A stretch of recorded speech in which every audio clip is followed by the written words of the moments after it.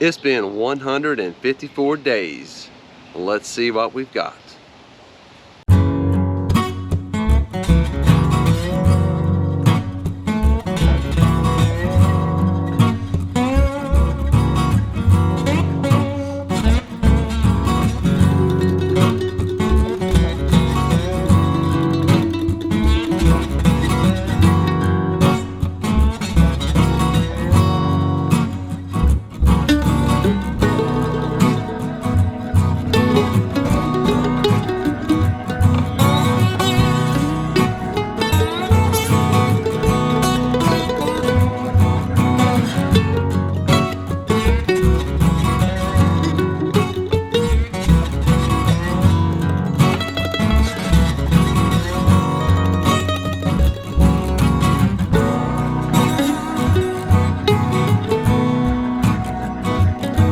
Today is the day that I finally dig up the sweet potatoes and see what we've got. Hoping and praying we have a better harvest than we did with our Yukon Gold potatoes. I feel good about this because the vines have been great. There's been no danger of these things drying out because the vines got pretty lush pretty quickly, and that provided a natural shade so that the soil wouldn't dry out. And again, like I said, the vines were great, much more healthy than or healthier. One of those comparative forms is the best. I'm a math teacher. Anywho, everything about this looked better than the potato vines looked at when I dug them up out of the grow bags. Let's look at the first two plants that I've sort of loosened up and pulled up what I could find in the soil around them. So not too bad. I mean, some of these are a little small, and of course they got some splits in them. I'm hoping that once, oh, there's a little hole there. There could be a critter in that one. Hopefully not. Yeah, worms or something's been nibbling on this one. There's all kinds of little eating places. What's this here? Hopefully that's from the fork digging it up and not an animal. And there's all kinds of little holes in this too. I don't know. We'll see what we got once they've dried out a little bit. This one over here just had the one big plant, a couple little things, but not too bad. I think I can live with this. My biggest worry, honestly, is missing one. I don't want to dig too vigorously with the fork because I don't want to damage them too much, but I also don't want to lose anything. If you remember the last video, I'll put a link up here or over there. One of these corners will be a link to the last video where I planted in an attempt to get some fall stuff going with lettuce and broccoli, and found some rotten potatoes in the grow bags that I had missed when I harvested those. Don't want to do that here. Let's get the fork and let's loosen up the soil and let's see what else we've got.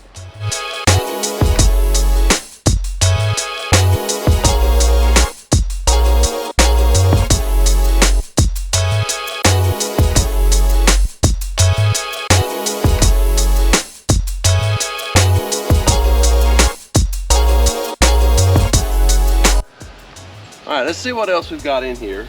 As I'm poking around with the fork, I could feel something underneath, something hard, so hopefully I haven't done too much damage. And in a couple of places, like right here, we've exposed the top of a couple of potatoes that are growing. So that's a good thing. Let's get into this thing and let's just see what we got. Let's just go ahead and start right here. That's where the closest.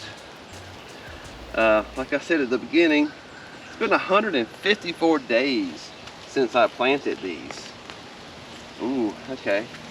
They're not very big in diameter, but they got some size to them. Okay. And there's a video to when I did plant these, and I built this box out of scrap wood that we had lying around. I'm so paranoid about leaving one in here. Work too hard to leave food in the ground to rot. So I don't want that to happen.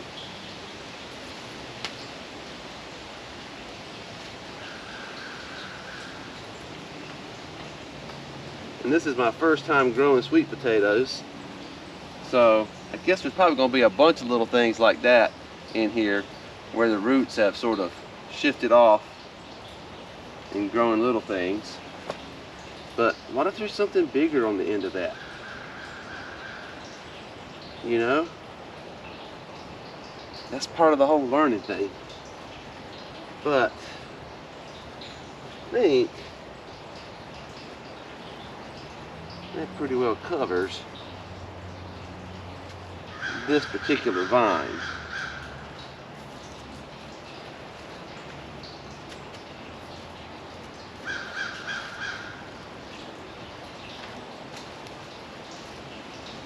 I think that's pretty good. Let's see what we got here.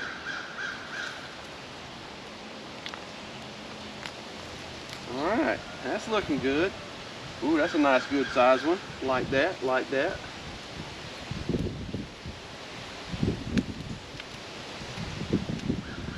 Kind of odd shape.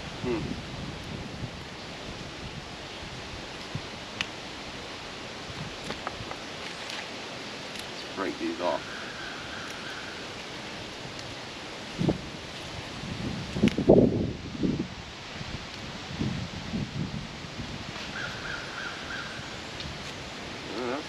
This vine right here is pretty good, all things considered.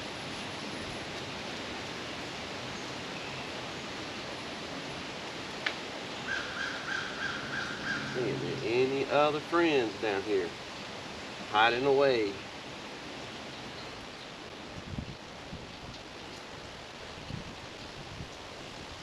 Yep, I think that's pretty good. Okay, that was excellent. I'm liking the results of that bounty.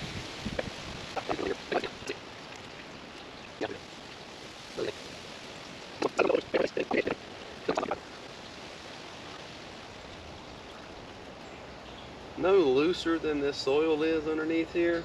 I'm inclined to believe that there's probably not much else there. Top of something that broke off. However, there is a little root trail here that I'm going to chase just to be on the safe side.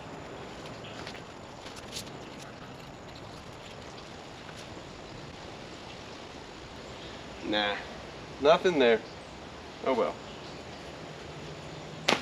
Wasn't going to know if I hadn't tried. Okay. Well,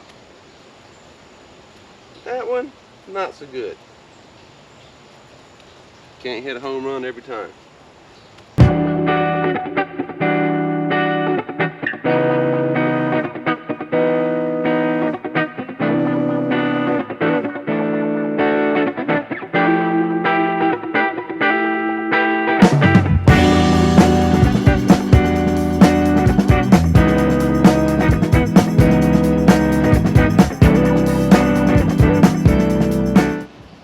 Things for sure.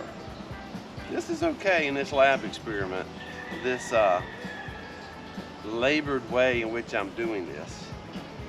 If in our next place, our next mini farm, and we're able to plant a bigger plot of sweet potatoes, I can't be doing it this way. I'm going to have to get a different fork. I'm going to have to find some way that's a little bit more efficient.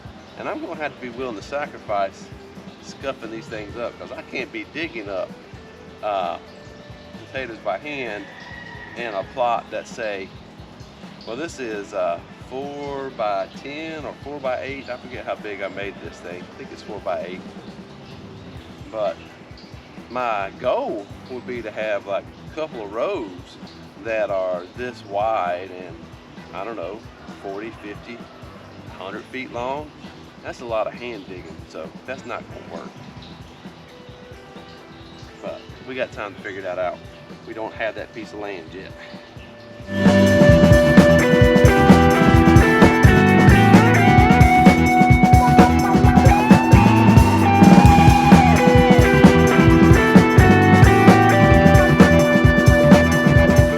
got them all dug up. It's not too bad. I would have liked to have had probably about 50 medium-sized ones.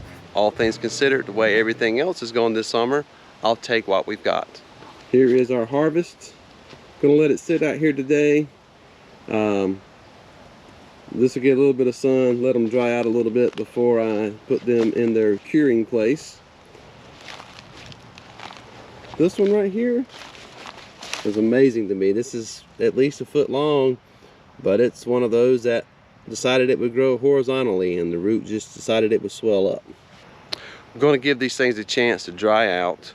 I'm probably going to cure them in a little portable pop-up greenhouse tent thing that's, I don't know, maybe 3 or 4 feet square at the bottom.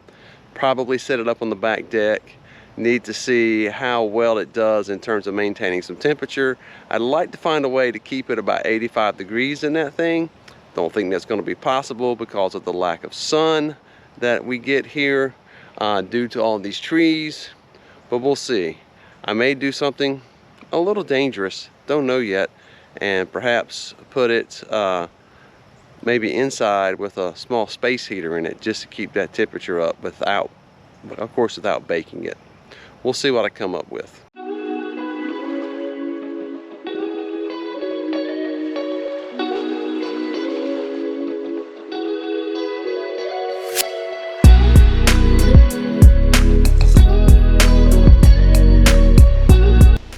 Well, here it is. It's our sweet potato harvest.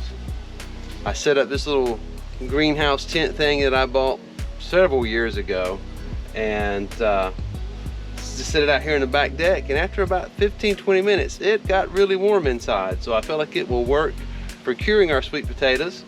This area is only going to get about 4 hours of sun.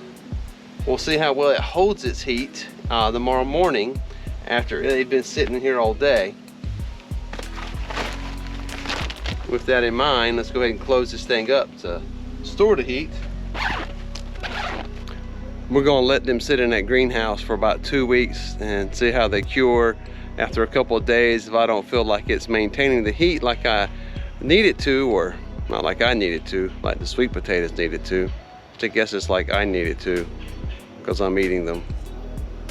Anyway, then we'll see what we need to do to provide supplemental heat overnight inside of there to keep that temperature up. Thanks so much for making it to the end of this video. Will you do me a favor? Will you give it a thumbs up? Maybe even share this with somebody who might be looking for a little bit of entertainment to see about how somebody like me is trying to turn his property into a suburban homestead. While you're down there, why don't you go ahead and subscribe so you can keep up with the journey as we move from this lab, begin to look for other labs in which we can do this. Most importantly, always remember that the one who created you made you able to create also. So get out there and make it, grow it, and live it.